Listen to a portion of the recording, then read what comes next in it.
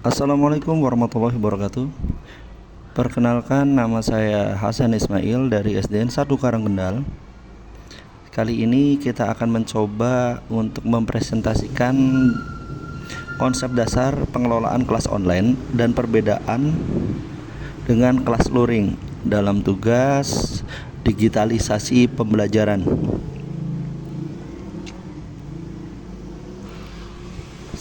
Dikerja.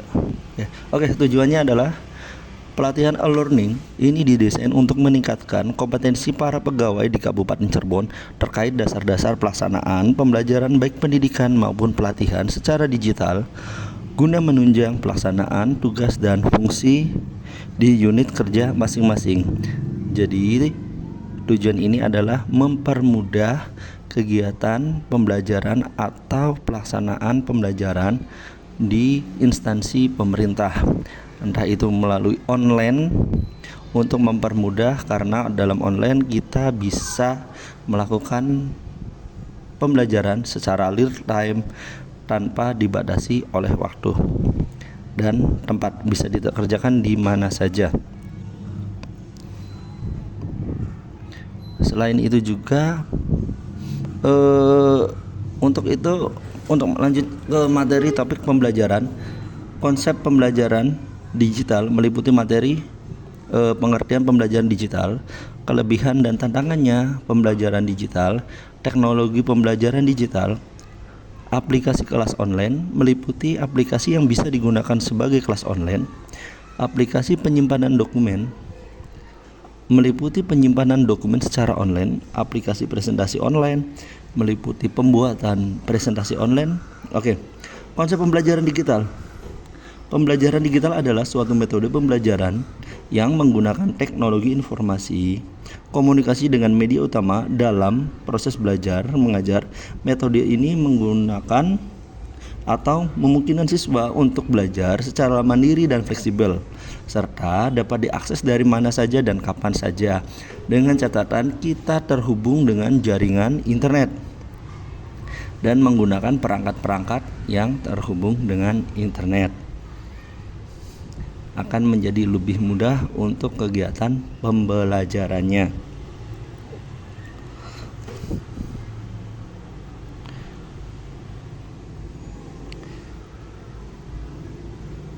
Siswa juga bisa belajar secara mandiri dengan pemberian modul-modul atau tugas-tugas secara online. Jadi, siswa bisa mengerjakan kapan saja dan di mana saja, dengan catatan harus diberikan batasan. Kita juga harus memberikan batasan apa saja materi yang akan disampaikan agar kita bisa mengontrol apa saja sih yang bisa di-searching. Konsep pembelajaran digital mempunyai beberapa tantangan. Kelebihannya juga pun ada. Pembelajaran digital memiliki beberapa kelebihan dibanding dengan metode konvensional.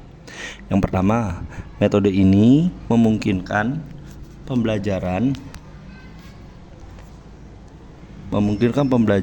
secara mandiri dan fleksibel, sehingga mereka dapat belajar sesuai dengan kecepatan dan gaya belajar masing-masing. Kedua, pembelajaran digital memungkinkan pembelajaran untuk mengakses sumber belajar dari mana saja dan kapan saja tanpa terikat oleh waktu dan tempat. Meskipun memiliki banyak kelebihan, pembelajaran digital juga memiliki beberapa tantangan yang perlu diatasi. Yang pertama, tidak semua pembelajar memiliki akses atau kemampuan untuk menggunakan teknologi informasi maupun komunikasi. Yang kedua adalah guru pembelajar digital memerlukan keterampilan khusus sebagai guru dalam mengelola dan mengembangkan konten pembelajaran sesuai dengan karakteristik pembelajar. Selain itu, guru juga perlu mengembangkan keterampilan dalam mengelola interaksi kolaborasi secara online. Jadi perlu digarisbawahi, sumber pembelajaran secara online itu harus terkoneksi dengan internet agar bisa mengakses datanya. Selain itu, orang tua dan yang lainnya, lingkungannya juga harus mendukung. Apabila anaknya aktif dalam kegiatan internet, orang tua juga harus perlu mengawasi agar konten apa saja sih yang dilihat oleh anak. Sekarang banyak konten-konten ya yang mungkin berdampak negatif kepada anak. Untuk itu kita sebagai guru dan orang tua harus saling bekerja sama untuk mengawasi konten apa sih yang dilihat anak. Nah, apakah sekedar hiburan ataukah tentang pendidikan? Perlu adanya sinergi antara orang tua dan guru dalam pembelajaran secara digital dan secara online.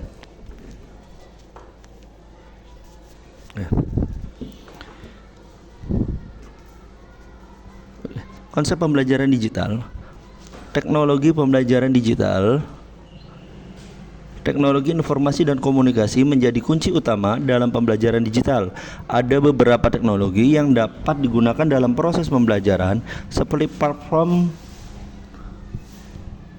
pembelajaran online, video conference, e-book dan aplikasi teknologi. Ini memungkinkan pembelajar mengakses sumber belajar dari mana saja dan kapan saja, serta berinteraksi dalam berkolaborasi dengan pengajar dan rekan pembelajar secara online.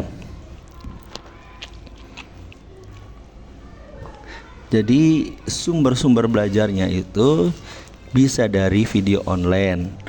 Untuk kegiatan tatap mukanya kita bisa menggunakan video conference seperti Zoom, Jmeet dan yang lainnya. Dan untuk sumber belajarnya kita bisa menggunakan e-book atau sumber-sumber dari web-web tertentu yang kiranya selaras dengan pembelajaran digital dan sesuai dengan materi yang diajarkan.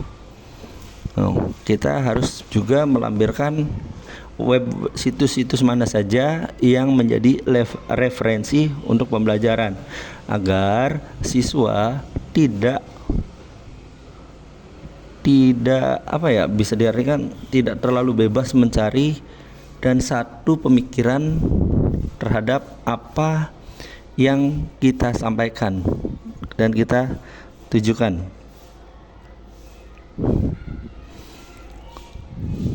Konsep pembelajaran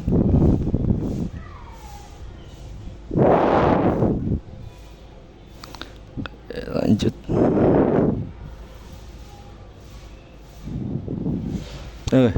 Untuk aplikasi kelas online adalah sebuah platform yang digunakan oleh pelajar dan pengajar untuk berinteraksi dalam lingkungan virtual. Dalam aplikasi ini, murid dapat mengakses materi pembelajaran, tugas, ujian, dan diskusi dengan mudah dan nyaman. Beberapa aplikasi yang digunakan diantaranya adalah Google for Education, Rumah Belajar, Office 365, Kuiper, Zenius, platform Ruang Guru juga dan yang lain-lain. Untuk beberapa ini aplikasi untuk tatap muka secara online, kita bisa menggunakan aplikasi Zoom,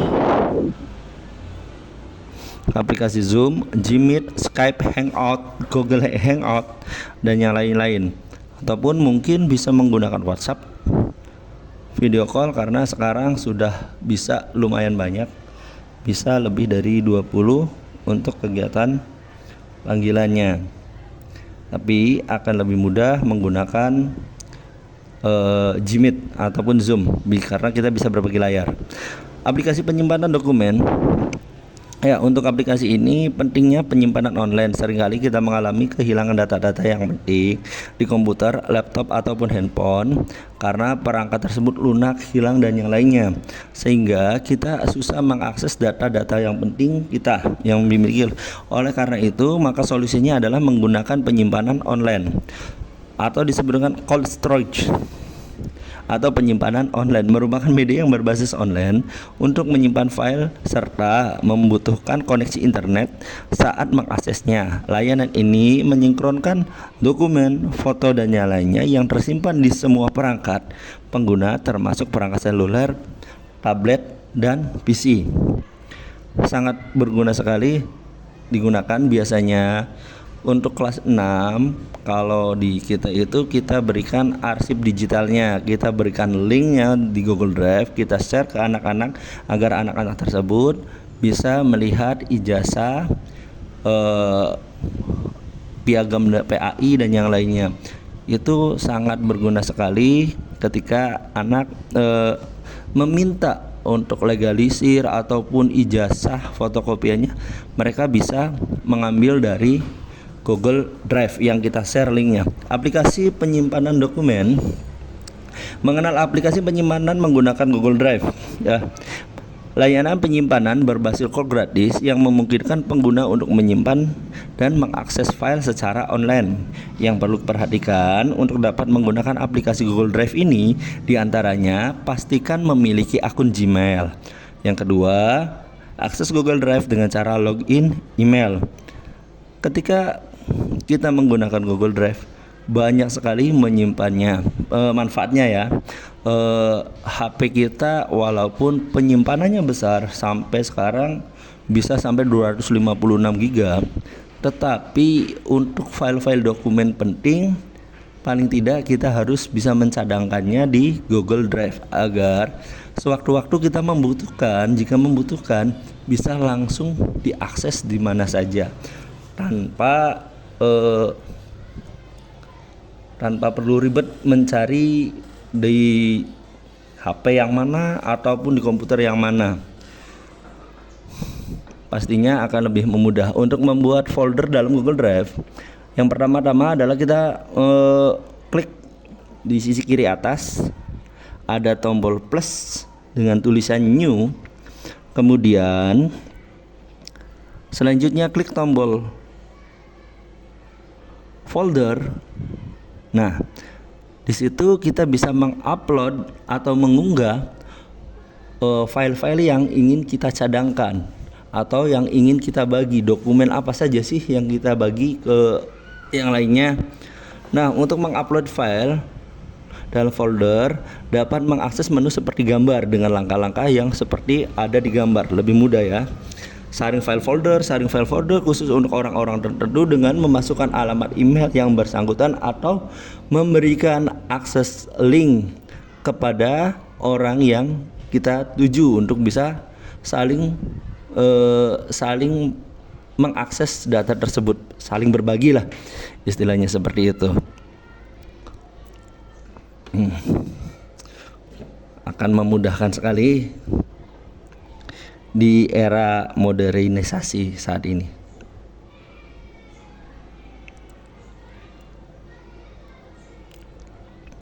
Selanjutnya aplikasi presensi online. Kita di sini bisa menggunakan Google Form. Dengan Google Formulir ini, kita dapat membuat presensi secara online di browser, seluler ataupun web. Tidak memerlukan software khusus ataupun software tambahan. Kita bisa mendapatkan hasilnya secara langsung dan real time setelah hasil tersebut masuk. Selain itu, dapat meringkas hasil presensi secara sekilas dengan Google Sheet. Jadi ketika kita membuat bisa membuat formulir ataupun membuat soal, dan kita sudah men-settingnya dari mulai pilihan ganda serta jawabannya, dan kita bisa olah semuanya itu dan dihasilkan melalui di Google Sheet atau sejenis aplikasi berbasis Excel. Oke, langkah-langkah membuat Google Form yaitu adalah yang pertama adalah membuka Google Drive, kemudian klik new dan new file dan klik Google Form. Nah, di situ kita bisa menulis apa saja sih yang kita ingin tanyakan kepada siswa. Nah, tanyakan kepada siswa. Ini yang terakhir adalah perbedaan pembelajaran digital dan kelas luring. Tujuan dan perbedaan. Pembelajaran digital lebih banyak menggunakan teknologi seperti smartphone, HP, laptop, ataupun PC. Bisa juga menggunakan tablet. Sedangkan kelas luring memungkinkan tidak menggunakan teknologi. Artinya masih bersifat konvensional. Variasi sistem pembelajaran terbatas kalau untuk pembelajaran digital karena tidak bertemu secara langsung. Dan untuk kelas luring, variasi sistem pembelajaran banyak sekali karena antara guru dan siswa bisa bertemu langsung dan bertatap muka. Untuk pembelajaran digital, lokasi pembelajaran daring bisa di mana saja karena bisa bertemu secara maya. Untuk jam belajar juga cenderung fleksibel dan akan memberikan waktu kepada siswa lebih banyak untuk mengembangkan diri. Lokasi pembelajaran luring tentu saja di sekolah yang akan membuat siswa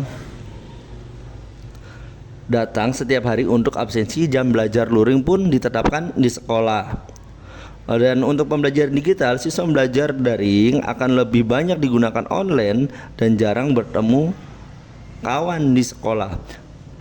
Artinya itu secara mandiri biasanya, walaupun bisa juga kita buat kelompok pembelajaran digital dengan teman-teman yang berdekatan, bisa melakukan pembelajaran bersama-sama yang salah satu siswanya memiliki fasilitasnya. Nah, untuk yang kelas luring, siswa akan lebih punya banyak waktu untuk bersosialisasi dengan teman sebayanya. Akan ada interaksi walaupun biasanya akan ribut satu dengan yang lain. Oke, itu saja dari saya untuk contoh digitalisasi pembelajaran. Kurang lebihnya